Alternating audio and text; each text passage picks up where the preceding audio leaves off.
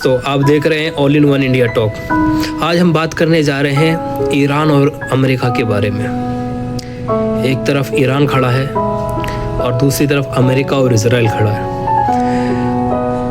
American army का development इतना ज़्यादा हो रहा है इस टाइम लाल सागर के अंदर और उसके इत्तेहादी ममालिक के अंदर, और मूवमेंट भी बहुत तगड़ी हो रही है।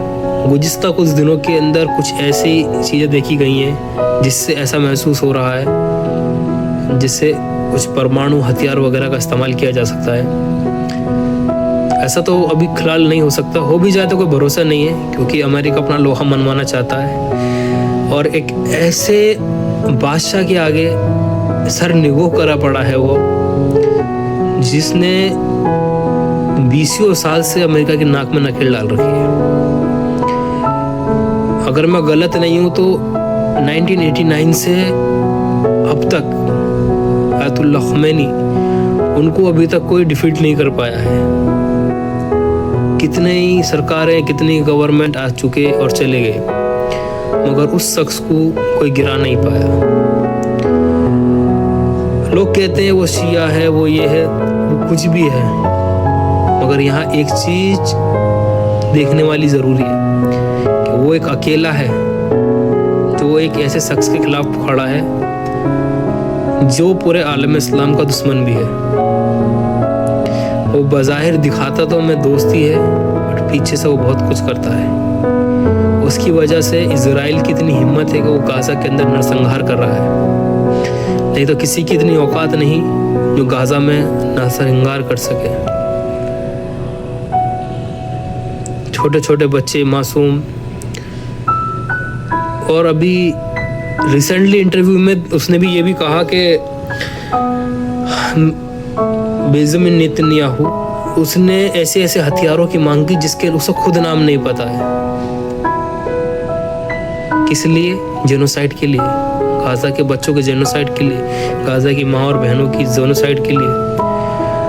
तो दोस्तों, दिमाग से ये चीज़ें निकाल दो फिरके वाली कि वो हिंदू है, वो मुसलमान है। और ख़ासकर मैं अपने इस्लामिक दोस्तों से कहना चाहता हूँ, दिमाग से ये बात निकाल दो कि आप फ़िरके में पढ़ रहे हो। फ़िरके, मसले मसाइल सबके अपने अपने हैं, मगर जहाँ दीन और इस्लाम की बात आए वहाँ तुम्हें एक जगह होना चाहिए, एक मंच के नीचे, एक अलम के नीचे होना चाहिए। वो एक अकेला शख्स 1989 से अमेरिका को डिफीट कर रहा है। 1989 से कितने ही प्रेसिडेंट अमेरिका के आगे, मगर उसने अपना सर नहीं झुकाया। उसका $1 की कीमत 14 लाख रियाल समथिंग कुछ ऐसा है, इफ़ आई एम करेक्ट। सो ये चीज़ निकाल दो कि वो पीछे हटने वाला है। और माशाल्लाह से आयतुल्लाह ख़ुमैनी उनका बयान आया, उन्होंने क्लियर कर दिया हम पीछे नहीं हटेंगे। और लास्ट कुछ 40, 20 और 24 आवर के अंदर उन्होंने अपना न्यूक्लियर टेस्ट एकदम सक्सेसफुल किया है, जिसकी वजह से अभी कुछ लोगों को और जलन होने वाली है, दर्द होने वाला है। उनके लिए दुआ करें, ज़रूरी है ईरान के हालात बेहतर हों, बहुत ज़रूरी है, क्योंकि ईरान ये एक इकलौता मुल्क दिखाई देता है जो इन लोगों की नाक में नकेल डाल सकता है। ईरान के लोगों को भी नहीं समझ आता है कि वो क्या कर रहे हैं। वजह क्या है?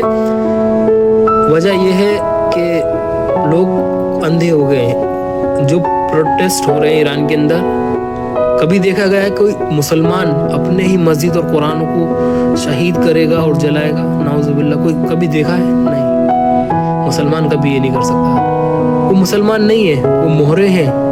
वो मोहरे हैं इजराइल के, वो मोहरे हैं अमेरिका के, वो पालतू हैं। वो मुसलमान नहीं है, वो ईरानी नहीं है। अगर वो ईरानी होते तो वो ख़ुमैनी के साथ खड़े होते। समझ लो, ये समझने वाली चीज़ है, क्योंकि अमेरिका ने गद्दाफी के साथ भी ये किया था, उनकी आवाम को भड़काया। आज वो लोग रोते हैं, गद्दाफी ने क्या नहीं दिया था। इराक में भी उसने यही किया, वेनेजुएला में भी उन्होंने यही किया। अमेरिका की सबसे गंदी राजनीति यही है। अपने आप अपने परिवार का ध्यान रखें, लोगों का ध्यान रहे और हमारे channel all in one India सबको सब्सक्राइब करें। और आप लोगों को बहुत सतर्क रहना है, बहुत सावधान रहना है। अपने वीडियोस बनाओ और अब इंटरनेट पर डालो, लोगों में अवेयरनेस फैलाओ। जैसे इंडिया में आज हालात हैं वैसे हालातों को देखते हुए भी काम करना है। हमको नफरत नहीं फैलानी है, नफरत जिनका काम है उन्हें करने दीजिए, हमारा काम मोहब्बत बांटना है। बट हमें मोहब्बत बांटने के साथ अवेयरनेस देना है लोगों में कि क्या हो रहा है। दोस्तों ज़रूरी है, आवाज़ उठाना ज़रूरी है, क्योंकि जिंदा सब होते हैं मगर जिंदा होने का सबूत दो। और सबूत कैसे दिया जाता है?